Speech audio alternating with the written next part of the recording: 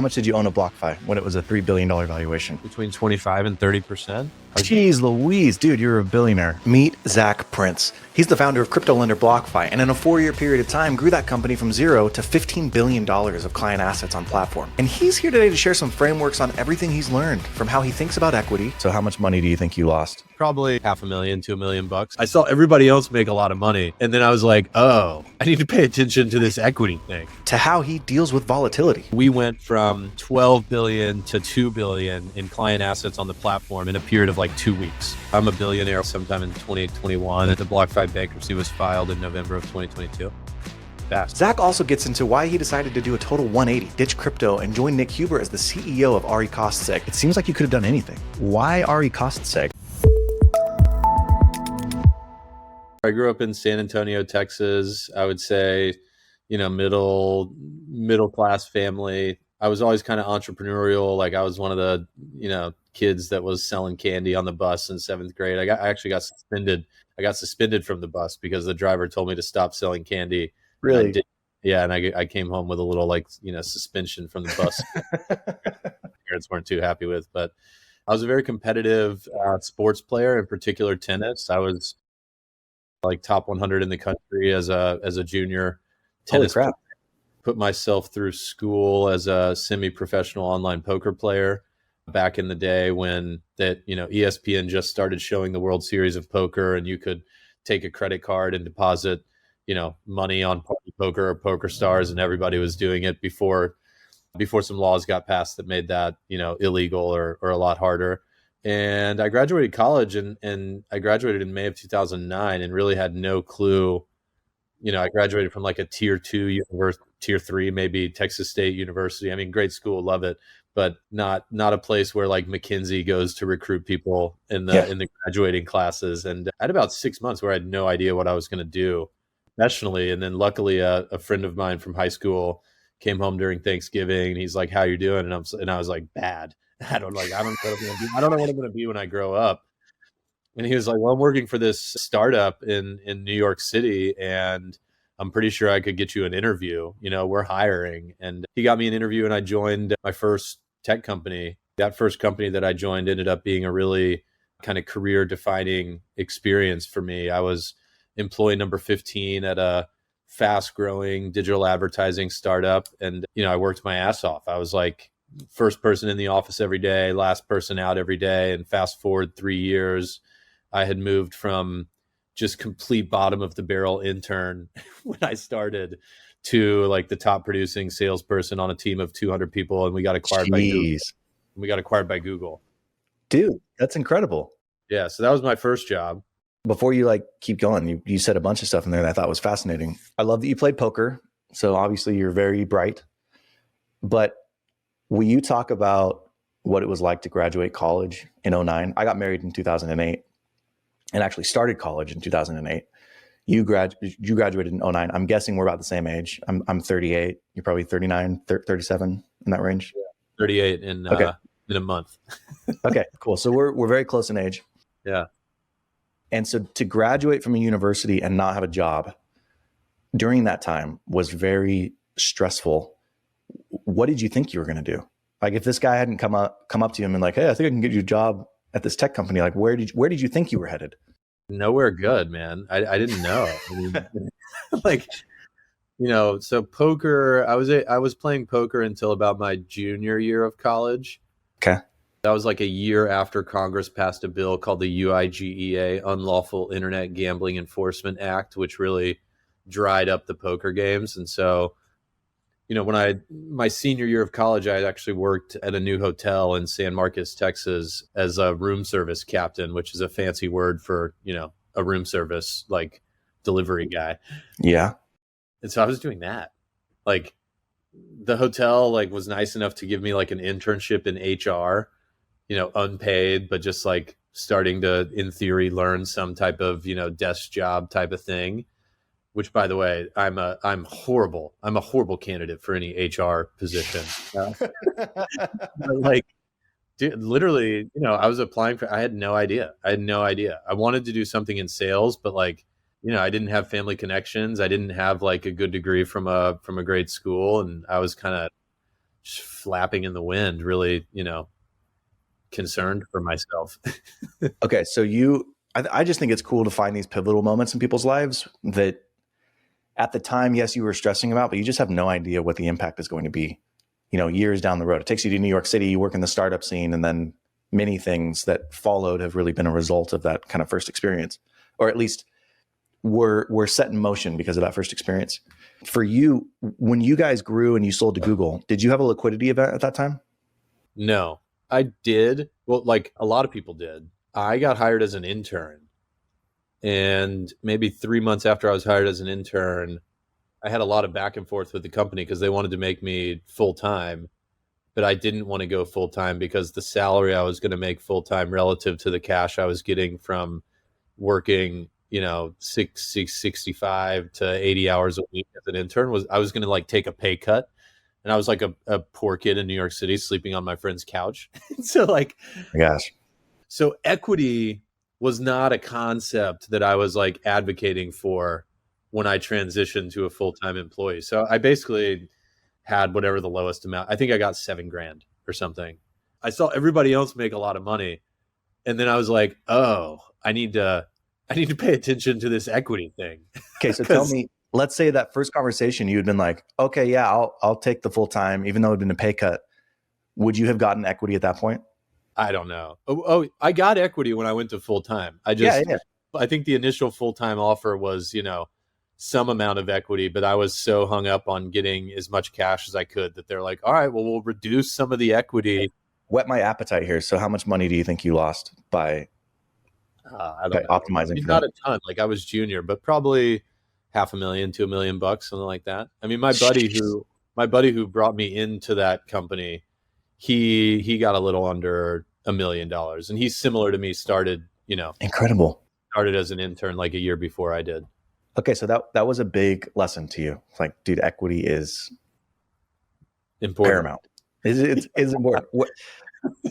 Yeah, man. If I had I actually lost a couple $1 million of equity twice, I should say, and those were very formative experiences for me. Like, I don't ever want to be in a position where somebody else can make the determination of whether or not I'm going to get this equity. All right, now's the part of the show where I feel the most uncomfortable, but my therapist says I need to face my fears. So here we are. I've started a newsletter and I want you to subscribe. And what you're going to get every single week are the aggregated conversations from that week that I have on this podcast with an overview of what their business actually looks like. I'm also going to throw in a review of 1 or 2 businesses that are listed for sale. I'll give you my opinion on whether or not the EBITDA multiple is good, or there's customer concentration, or there's red flags or green flags. And then lastly, I'm going to give you one piece of actionable advice every single week on how to buy your first business. So click the link below, subscribe to my newsletter, and let's get back into the show. What did you do next? So I hated Google. Like in hindsight, I would have stuck around Google longer. But at the time, I was like uninterested in like the big company vibes that existed at Google. Thought it was all really lame, and I thought I was going to make less money because the compensation for the sales team at the company AdMeld that got acquired was like 80% based on what you as an individual were producing and 20% based on the team. And at Google, that was flipped.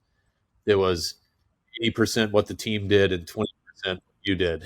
And so I was like, screw this. And I left with some of my colleagues from AdMeld, and we launched the North American operation for a German-based ad tech company. When was this, by the way?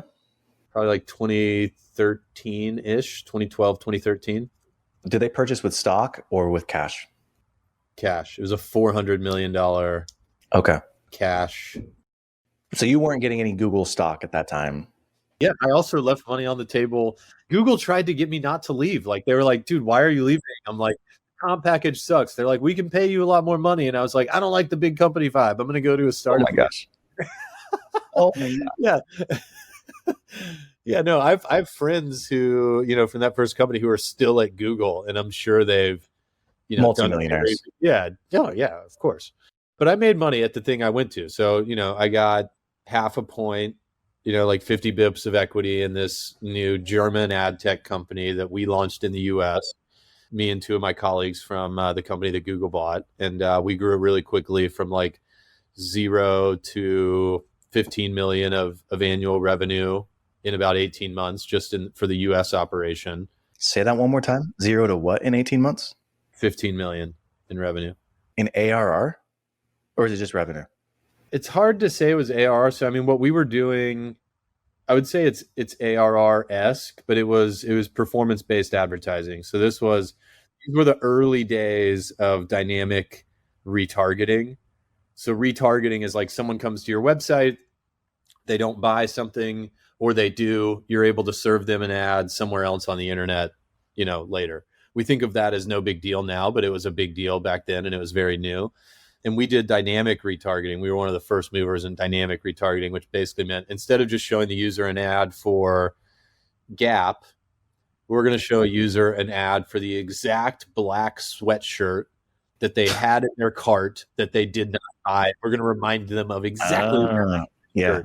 And so it worked, right? And we went to fashion, but other types of retailers with our dynamic retargeting. We were a first mover, and their advertising budgets would be performance based, meaning it needed to produce certain conversion results, and we needed to operate within a CPA guideline. But it was semi-recurring, and it was high margin. Our margin on it was like 40% or something. Jeez Louise. Speaking. So you do that within 18 months. I'm assuming, how are they valued? How are those types of companies valued? Are they valued off of top line revenue, bottom line revenue? Like, is it considered a SaaS company?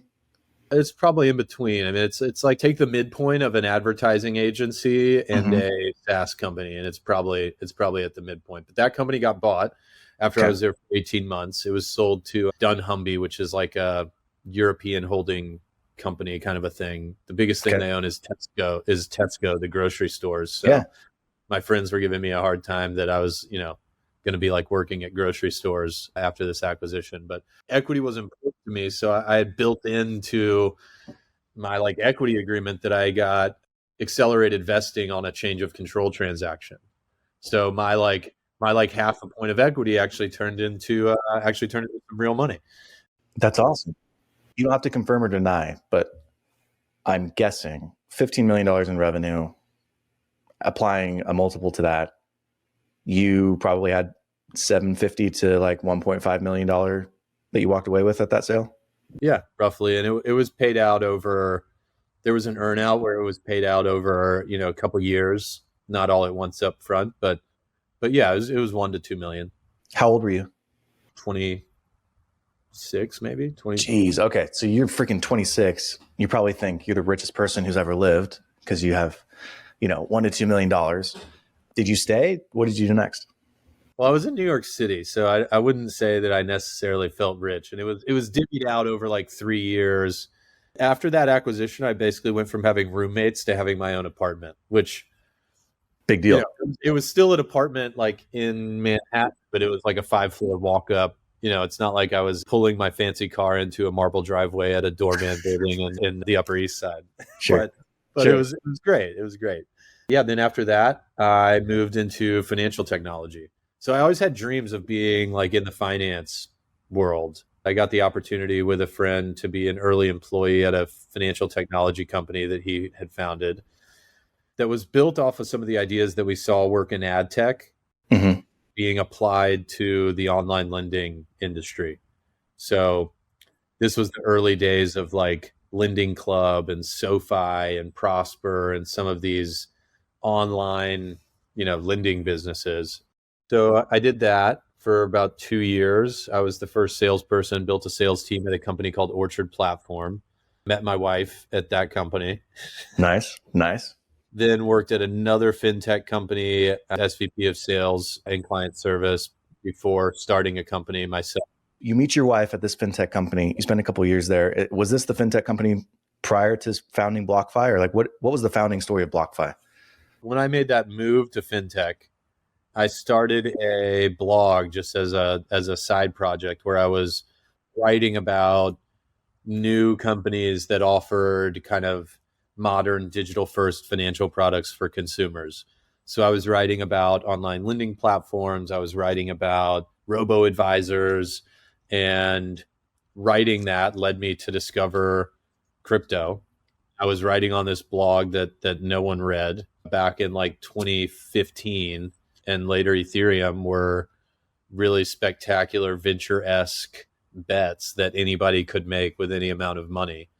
And, I followed my own advice and bought some. And then I was at another fintech company in 2017, and, Bitcoin and Ethereum were appreciating substantially. It was the bull market of 2017 for crypto. I remember, yeah. And it was the ICO boom. And somebody sent me an ICO for a company called Salt Lending, which was going to make dollar loans with cryptocurrency as collateral, basically an online lending business. I looked at it and I looked at the team, and, like most of the team had been like working together, managing a restaurant most recently. And I'm like, if these guys are going to pull off a $50 million or whatever it was ICO for a lending business, and I actually have experience and know what I would do to build an online lending business, and I believe in the cryptocurrency sector, if I don't start a company, if I don't leave the company I'm at and start a company right now, I'm always going to regret having not done it. And so Totally. basically being an investor and kind of following the market, coupled with my experience working at fintech companies, is what led me to the kind of light bulb moment for BlockFi. Personally, I want to get into the nitty gritty of BlockFi, but I actually don't want to spend a ton of time on BlockFi. Will you just give a 30-second overview of like, what did BlockFi do? What was the service? The original idea was just to make loans with cryptocurrency as collateral. So you own Bitcoin. It's an asset that's worth a lot of money. You don't want to sell it. Like any other asset, your house or your portfolio of stocks, you should be able to get a loan with your Bitcoin as collateral. Obviously, traditional banks back then weren't going to do that. They're still not doing it today. So there was an opportunity for an alternative lending business, and that was the original idea for BlockFi. But all right, so you found BlockFi. It goes from a 0 to what valuation in what period of time? We went from 0 to $3 billion valuation, 700 employees, 15 billion in client assets on the platform. Our business model was basically a bank. From a regulatory perspective, we were not a bank. And that took about 4 years. Maybe. Were you a billionaire? Reached the peak. I was, on paper, I was close. I think I was a billionaire at one point in time. Were you? How much did you own of BlockFi when it was a $3 billion valuation? Between 25 and 30%. Jeez Louise, dude, you're a billionaire. I know it's on paper. I get it. But do you remember when XRP had that run? And like the founder of XRP was like the second richest person in the world for a period of time. So freaking nuts. Nuts. What's funny is Chris, my business partner, I think he had a BlockFi credit card or the account for a period of time. And like, so I've known about BlockFi for a while. We've been into crypto for a long time. We have a crypto business. I shouldn't say it's a crypto business. We sell hardware to crypto miners. So I'm a believer in the space. I think it's a great space. Your company, unfortunately, was caught up in the tidal wave of the first domino being Lunaterra kind of having liquidity issues. And then I don't know, there was a confidence crisis in the entire market. Am I articulating that appropriately, or like how did it unravel? I summarize it as there being three big things that kind of caused BlockFi's downfall. The first was regulatory stuff.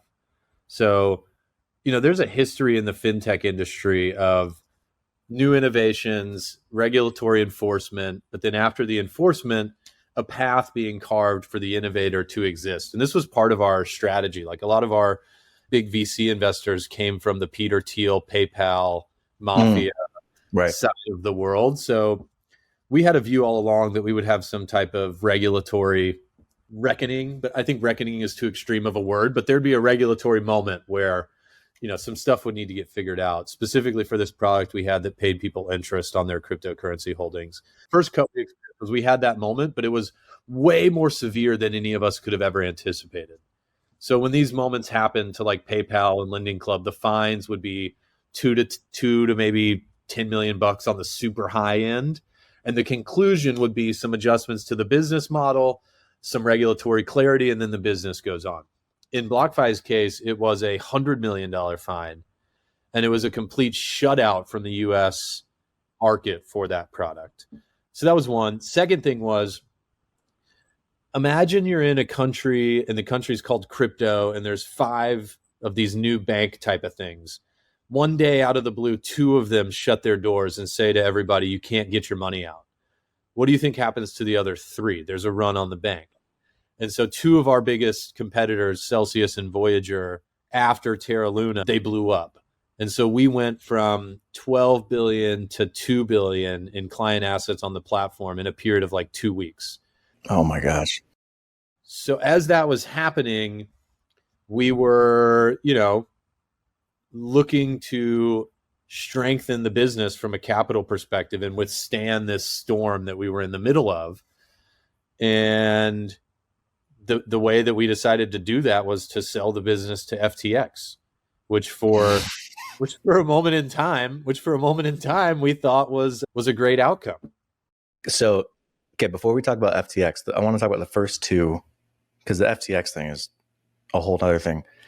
What you're describing on the regulatory side of things is actually very similar to the cannabis industry, where federally it's still illegal, but each one of the states has kind of done their own thing. And so in many states it's legal and they're not enforcing it, but it's still illegal at the federal level. And so there's a question of clarity around, okay, what do we do with marijuana? And it looks like Congress is looking to actually schedule it as a class 2, I can't remember, drug. And, it would take the criminality out of it. It was the same type of bet that was made in the crypto market, which was, okay, there is a question. There's not clarity yet on how Bitcoin, Ethereum, these other crypto assets are going to be viewed by the SEC. Are they assets? Are they commodities? And the hard part was, especially when you have the ICO boom, they get conflated where it's like, oh, no, they're commodities. Well, but how do we treat Bitcoin? So you're talking about they came out with some regulatory clarity that impacted your business and you got fined $100 million, right? I would say they did not provide the clarity, but they hit us with the $100 million fine and the shutdown. Jeez Louise. For one of our products in the US market, irrespective of not finding the clarity. Okay. So you're dealing with all this crap, and then you talk to FTX, which, is the white knight savior of the industry. Just on a personal level, did you ever meet, Bankman-Fried and his crew? Or was it all done through lawyers? No. I probably had, with Sam specifically, I had maybe 5 Zoom calls and 1 in-person meeting. What was that time like? Was it, for you, was it like, oh, red flag, yellow flag? Or was it like, I wasn't even thinking about that. I was just trying to save the customer assets on the platform in order to make sure, that there was a viable entity post transition. So, us selling to them wasn't the only relationship we had with them. We had been a lender with their trading arm, Alameda, for a long time, for years. They were one of our top 5 counterparties that we lent money to. And interestingly, around that time period, they were one of the best counterparties in terms of their responsiveness to us unwinding loans. So BlockFi's business, we had the interest account on one side, and then we lent that out to generate the interest that we were paying to folks on the other side. And this was all short duration in nature. The deposits were short duration and the loans were short duration. That gets stress tested. Customers start withdrawing. You've got to call the folks who have borrowed it and tell them we need it back and we need it back fast. And one of the ways one data point in terms of your borrower, performance is how quickly they respond in those scenarios. And Alameda responded better than most, better than, traditional Wall Street firms who were also, great borrowers. Jeez. And they fully repaid all the loans we had to them, which most of our institutional borrowers had to do at the time because of the capital outflows we were experiencing. So we had a lot of data points with them that pointed to them being a very remarkable, very profitable, just a truly exceptional business. Knowing what I know now, it's because we were being fed, false information. One of, I think, the most interesting things about Sam and the FTX story is that without the level of greed that I think existed and the level of kind of lack of an ethical compass that's kind of wired the same way as most people, they could have had just a huge business. Like FTX was wildly profitable. It was like a crypto exchange. If you could look back and say, all right, it's 2016 and you can start any business, crypto exchange would be on the short list of fastest, most profitable businesses you could have possibly started.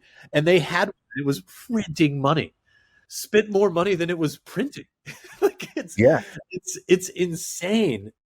We thought they were an incredible business. They had been a good borrower. They performed better than almost any institutional borrower in a time of crisis. And we thought the right strategy for BlockFi was to attach it to a larger, more financially stable business so that it could weather whatever the outcome of the period of volatility that, all the markets were going through at the time.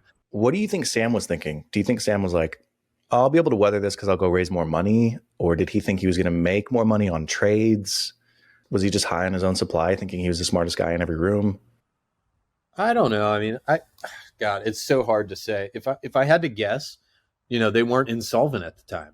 I think they overvalued equity-like instruments, crypto tokens, that they were the majority owner of. Like if I have 100 shares of stock and I own 90 of them, me selling 10% of what I own is the equivalent of doubling what the market needs to consume of that vehicle, whatever it is. Like I didn't know him that well.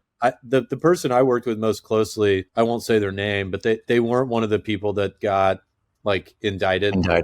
They were like one layer outside of the founding crew, and a fantastic person, that I saw. Like I saw them in person a few weeks after everything kind of came to light, and it was almost like talking to a ghost. Like this was someone who changed his whole life because he bought into the FTX story, invested his life savings on the platform, worked, 24/7, had just found out that like there was all this fraud stuff that had gone on. I mean, it's a devastating story. So basically when FTX went bankrupt, that was about 4 or 5 months after we had inked a deal with them for FTX to acquire BlockFi.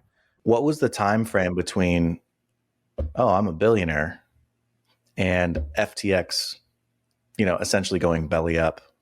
Between 1 and 2 years. Like the I'm a Billionaire was like probably sometime in 2021, and the BlockFi bankruptcy was filed in November of 2022. I can't even imagine what those 2 years were like, being not only in the industry, but like the eye of the hurricane. What did you do afterwards? Like I know BlockFi is still going through some bankruptcy proceedings. I know, there are still some unresolved issues, but after everything went down, did you just have like a nice holiday? Not a nice holiday, but like did you decide I'm not going to work? I've got $20 million in crypto because I invested in Bitcoin in 2012 and I'm going to take it easy. Like, did you lose everything? Like what was the next year like after the FTX crap hit the fan and it was obvious, you were going to be working through this for a couple of years with BlockFi? Two quick things I would mention. There's been some good news out of the BlockFi bankruptcy recently, which is that, customers are getting back 100% of the value that they had on the BlockFi platform. That's awesome. And the U.S. customers will get that before the end of this year. I stayed on as CEO of BlockFi through the conclusion of the bankruptcy plan process, which took about a year. So, I had an experience in bankruptcy world, which is a wild world that I wouldn't wish on, anyone. It's just take whatever you think is bad about lawyers and multiply it by 100, and then you're dealing with like bankruptcy lawyers. But anyways, my time at BlockFi, my like full time at BlockFi ended in November of 23. I thought I was gonna stop working at least for a little while, maybe retire forever, and had you built up a nice nest egg because of crypto? Like, did you have, Bitcoin or Ethereum, or was, did you have a nest egg from other things?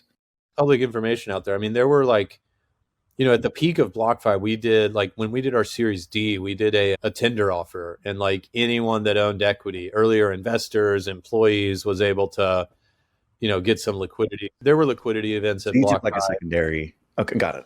There were liquidity events at BlockFi. There were also, just like savings and Sure. good investments that I had made earlier on in my career. And we decided as a family to move from New York City to Michigan. So I was also looking at, a dramatic reduction in cost of living. So I was like, I'm going to Yeah. retire. And that did not work at all. Didn't work for anyone. Didn't work for me. Didn't work for my wife. I really enjoy working. I don't know that I need to have like as high of an octane, high volatility work experience as BlockFi ever again, but I really enjoy working, the competitiveness of business, the interpersonal relationships, the intellectual stimulation. I think making money is fun. Like I enjoyed making money. And yeah, so I spent about 2 months trying to be retired, playing racket sports and reading books on the couch and, getting Yeah. dirty looks from my wife and like our nanny Yeah. and whatever for, being lazy. I'm using air quotes like lazy. And then I learned about cost segregation studies through Twitter, and I pinged Nick Huber when he tweeted about looking for a CEO for one of his companies, hoping that it would be, the cost segregation study company. Jeez. And started spending some time with him and the rest of the team at RE Cost Seg and got really excited about it, and joined here as CEO in February of this year. So I was actually not working for about 2.5 months, 3 months. You talked about when Google bought the first business that you were a part of, how important equity was. And that's been a lesson that stuck with you. Coming out of the BlockFi experience, what are the one or two things that were really driving you to look in something totally different? Yeah, I would say stability of business model and like quality of life, work-life balance. I think at the time when I started it, I really enjoyed the ride. I think BlockFi is a tragedy. Like we did so much good stuff. I worked with such great people. We delivered so much value for so many clients, and it had a really tragic ending that could have been different. If any one of a number of things would have gone slightly differently, Chris and I would still be using the BlockFi Bitcoin Rewards credit card today.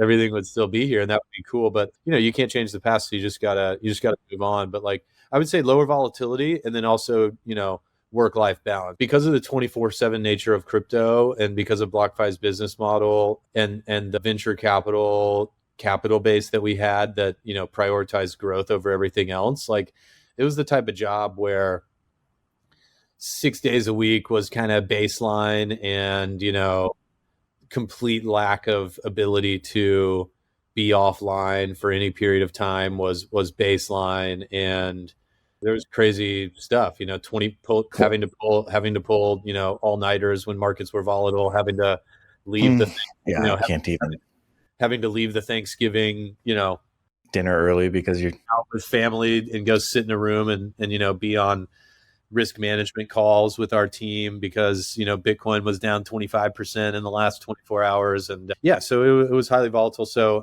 yeah, like I said, I don't know if I'll put myself in that volatile of a situation ever again. Here's what I find interesting though, is like I said, you're exceptionally bright. Even though you went to a state school, you're exceptionally bright. Your experience is incredible. Anybody who talks to you would understand, oh yeah, I mean, he built this company and then because of this set of events, it crashes. I get it. It seems like you could have done anything. Like you could have raised a fund. You probably could have started another company from scratch. You maybe even could have gotten a cush job at some corporation. Why RE Cost Seg? And I'm not knocking RE Cost Seg. I think it's a cool business. I think it's growing, but that just seems so different in its scale, I guess. Yeah. From where you were to kind of where you are now. Yeah, well, a few things. So, one, I like real estate and I believe in real estate investing. I've done some real estate investing over the years. I think it's a great asset class and one that I'm, interested in intellectually. And I think is, it's like sexier than stocks because there's something tangible there. You can look at a building and it's a very similar investment thesis to Bitcoin, right? You're like, it's a controlled volume, or like they're not making any more land, is the old saying, right? Like totally, you have a scarce resource with real estate. So yeah, I get it. I liked that RE Cost Seg was kind of making a technology enabled like democratization play in a product category that was filled with, traditional kind of sleepy competition. Like I learned about cost segregation studies only because of RE Cost Seg's existence and marketing on Twitter through Nick's account. Like I would have never heard about him. I heard about him. I owned an Airbnb property in the Catskills. I went to my CPA and I was like, should I get a cost segregation study? And he's like, absolutely. And I'm like, well, why didn't you tell me this before? And he's like, I thought you could only get them on commercial buildings. Or, he's like, I thought they were so expensive that it only made sense funny, dude. Consider it if you owned a commercial building and you just have a little single family home. And so I liked that democratization play. And then I also liked the idea of running a profitable business and, the kind of like the diversification of experiences aspect of taking something that was bootstrapped and profitable from day one and continuing to grow it at the bottom line, not just the top line, which was really the focus at almost every company I worked at previously, which were all venture backed. And it was like, like the goal at BlockFi or at other VC backed companies would be 3x minimum year over year top line. That was kind of what we were aiming for, generally speaking. BlockFi, we, our invest for a minute there for a few years, like our executive kind of annual bonus plan target thing would get set at 400% year over year. 4x the business, what a year was the goal.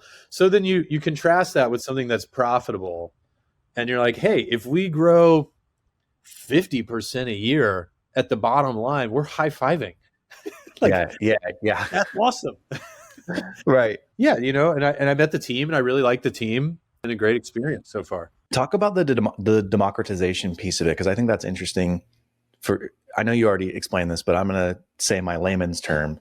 If you buy a piece of real estate, there is this thing in the tax code currently that allows you to do a cost segregation study where you can break out the assets of that real estate and depreciate them according to different time schedules or depreciation schedules. Historically, those cost segregation studies cost a lot of money because you have to get somebody to go out there and actually conduct it and tell you what is or isn't depreciable. There's different rules. You have to depreciate the land at a different rate than the building itself. In fact, I don't think you can depreciate the land, can you? Correct. You cannot depreciate the land. How is RE Cost Seg achieving the democratization, like you said, of cost segregation studies? I think of it as kind of like three things. So we've built some technology that enables our team to do this work faster and more efficiently. We've outsourced parts of the org to other countries that don't need to, for roles where we don't need to have someone in the US.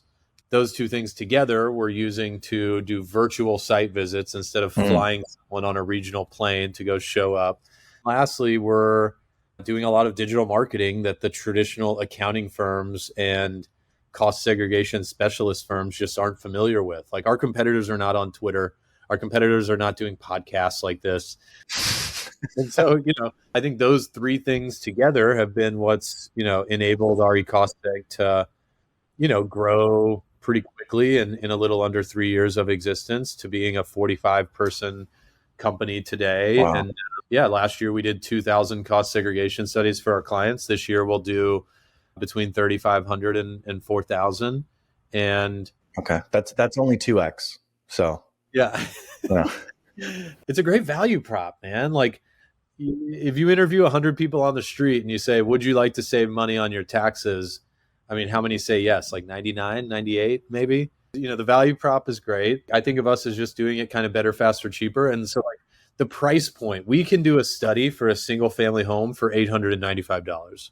Like 3 years ago, before RE Cost Seg existed, that price point did not exist in this industry. What was it? Like, give me an idea. $6,000, $7,000. Jeez. I got quotes for my single family home and RE Cost Seg was $2,200. And I got two other traditional providers to give me a quote. One was $5,000 and the other was like $8,300. Wait, was this for your Airbnb or was this for your personal residence? For my little 4-bedroom, 3-bath Airbnb in the Catskills. Yeah. The only problem I have with the cost segregation, and this is not cost segregation specific, it's real estate, is I currently have a lot of passive losses I can't use them. They're just like sitting there. You know what I mean? So I need to figure out a way to be generating some passive gains so I can actually, so I can actually use them. Because it's a night, like last year we paid, I won't say it on air, but we paid mid six figures in taxes that I was planning on not paying, thinking like an idiot, like, oh, well, we just took, this loss on passive income, we'll be fine. It's like, oh, actually that doesn't offset. So anyways, that's my only problem with it. But how big is the business? You said 3,500. Can you give me an idea of revenue, or is that like under lock and key? I don't think we share revenue Okay. publicly right now. That's fine. So your metric is number of studies conducted. That's and you can think of the average study value as being, between 895 and 2,000. So, look, that gives you a feel. Like we're in the $3 to $5 million, $3 to $5 million top line, healthy margin business. We're dropping seven figures to the bottom line. Do you have any idea of like what your customer acquisition cost is? We weren't doing paid marketing until probably 3 or 4 months ago. It was very organic. Growth had been very organic through Twitter largely, and the power of Nick's account and the account that Melanie Baldridge, one of the founders of the company, built. We just started doing it. It's a couple $100. Like I think right now our Google ROAS is like 400%, and so at a ticket value of $1,600, let's say it's $400. Yeah, that's great. Google to get one converted customer. Are you dusting off those paid ads, those marketing chops that you hadn't used for a little while, or like was that one of the reasons you got excited about it? Because you're like, hey, I think I can actually add the digital component to growing this business. If by that you mean calling up someone who I thought would be a great fit to join our team and encouraging them to do it, and then that's what I mean. You're going to say yes, then absolutely. No, I know you're not. We brought in someone who I've worked with before, who's very, very good and very, very talented, and he's no, I didn't think you were the buyer. I was just, obviously you have experience in that space before you got into BlockFi. So that's pretty cool that you have some analogous experience. Yeah. And we're making a big push in like partnerships and affiliate marketing, which was our number one driver of customer acquisition at BlockFi. We're building tools for, the types of partners that we're looking to work with, which is CPA firms, real estate brokers of different types, whether it's loan brokers or actual transaction brokers, influencers who talk about investing or real estate, and then publishers that talk about investing or real estate. Like we built a depreciation calculator that they can plug into their site for free, and it's a great lead generation tool for them. And we built some infrastructure to actually power a really efficient partner program with tracking and reporting and payouts and all the just baseline stuff you need to do high volume referral marketing type stuff. So what do you think of Nick's strategy? I think one of the things I think he's been genius at is finding product audience fit. So launching products that fit his audience. So RE Cost Seg is one of them. I think Support Shepherd is one of them. I'm trying to think of the rest. A brokerage, right? Because like a lot of his audience are entrepreneurs, business owners, real estate professionals, and they need those types of services.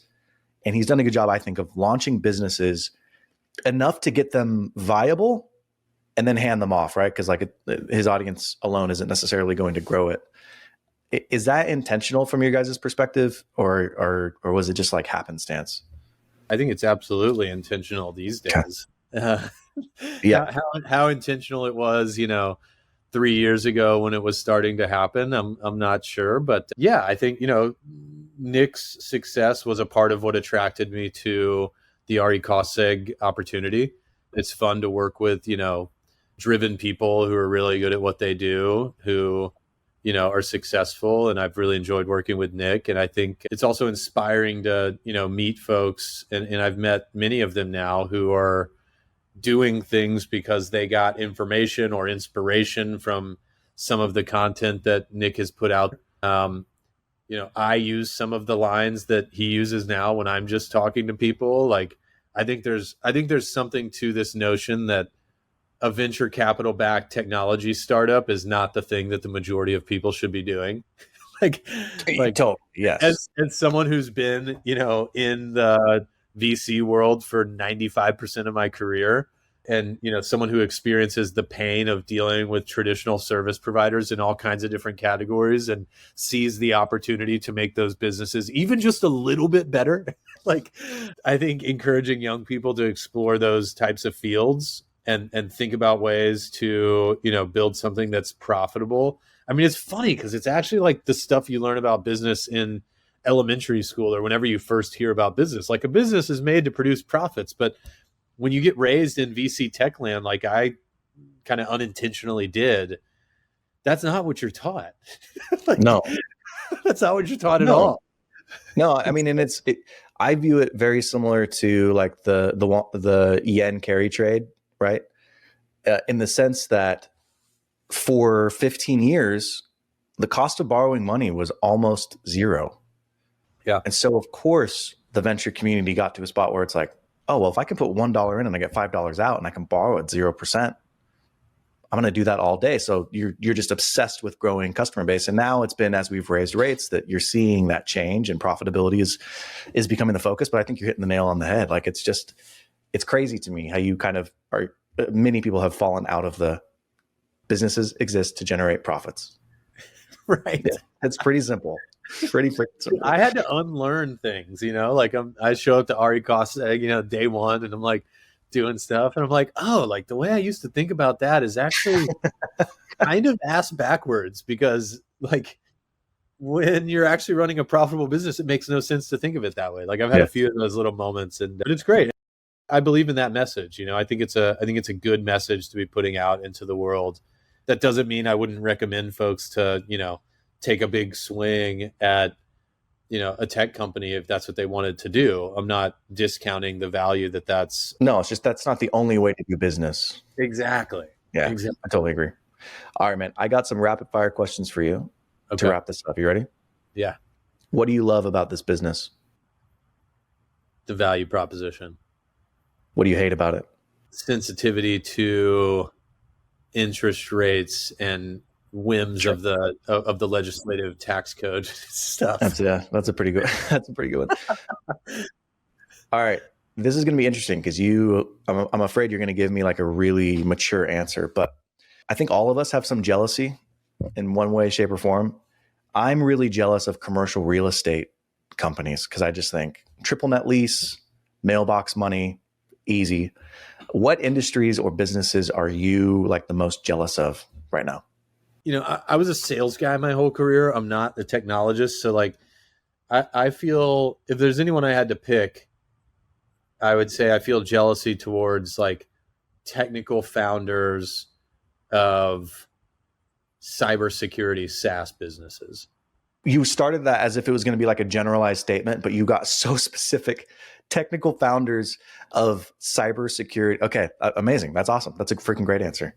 It's just such a no-brainer, dude. Like, if I could be one of those guys, I feel like you would have to really do something stupid to not make a ton of money with that specific skill set. Okay. All right. Note to self, find someone who has that specific skill set. All right. If you have 2 hours in your day, no family responsibilities, no work responsibilities, you don't have to focus on those, but you could.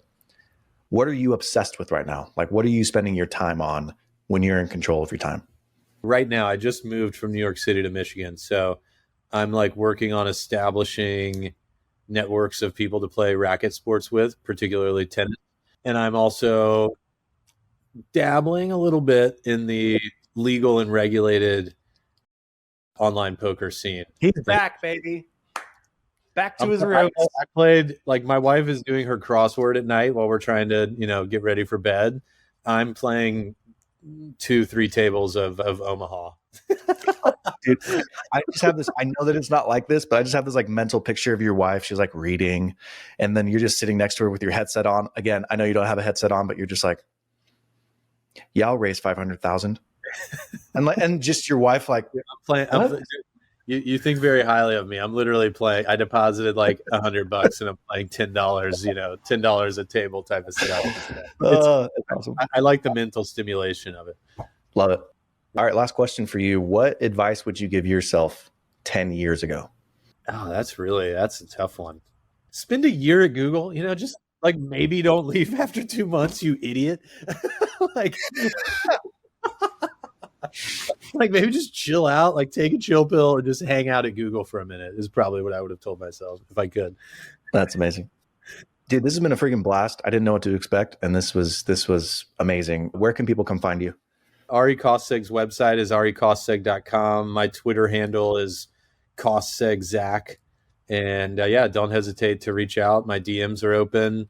We'd love to give you a free proposal for a cost seg if you own any investment property. And yeah, keep doing the great work that you're doing, Nick. I really love your content as well. And like I said earlier, I'm a fan. So thanks again for having me on.